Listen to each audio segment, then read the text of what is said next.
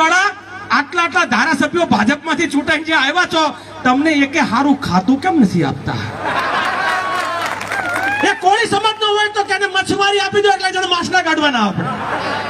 એ આદિવાસી હોય તો કે એને આદિજાતિ આપી દો, અને દલિત હોય તો કે સમાજ કલ્યાણ આપી દો, અને મહેસૂલ તો કે અમારી પાસે, અને નાણાં તો કે અમારી પાસે, રેવન્યુ તો કે અમારી પાસે, પેટ્રોકેમિકલ તો અમારી પાસે, માઇનિંગ તો કે અમારી પાસે. ગુજરાતના 87% પોલિટિકલ મિનિસ્ટરના પોર્ટફોલિયો બીજેપી બ્રાહ્મણ જૈન પટેલ પાસે છે, અને બાકીના 13% માં આપણે બધાય.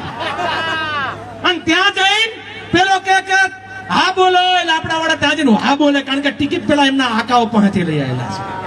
એટલે આપણે આવનાર સમયમાં જનતાનો અવાજ ઉઠાવે, આદિવાસીનો અવાજ ઉઠાવે, ખેડૂતનો અવાજ ઉઠાવે, મારી મહિલાઓનો અવાજ ઉઠાવે, ઓબીસીનો અવાજ ઉઠાવે એવા નેતાઓને સંસદમાં અને વિધાનસભામાં મોકલવા જોઈએ.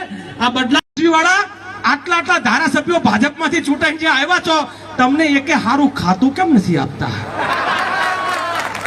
એ કોળી સમાજનો હોય તો કે એને મચ્છમારી આપી દો એટલે જણ માછલા કાઢવાના આપણે. એ આદિવાસી હોય તો કે એને આદિજાતિ આપી દો, અને દલિત હોય તો કે સમાજ કલ્યાણ આપી દો, અને મહેસૂલ તો કે અમારી પાસે, અને નાણાં તો કે અમારી પાસે, રેવન્યુ તો કે અમારી પાસે, પેટ્રોકેમિકલ તો અમારી પાસે, માઇનિંગ તો કે અમારી પાસે. ગુજરાતના 87% પોલિટિકલ મિનિસ્ટરના પોર્ટફોલિયો બીજેપી બ્રાહ્મણ જૈન પટેલ પાસે છે, અને બાકીના 13% માં આપણે બધાય.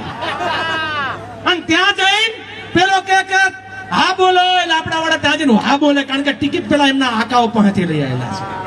એટલે આપણે આવનાર સમયમાં જનતાનો અવાજ ઉઠાવે, આદિવાસીનો અવાજ ઉઠાવે, ખેડૂતનો અવાજ ઉઠાવે, મારી મહિલાઓનો અવાજ ઉઠાવે, ઓબીસીનો અવાજ ઉઠાવે એવા નેતાઓને સંસદમાં અને વિધાનસભામાં મોકલવા જોઈએ. આ બદલાવ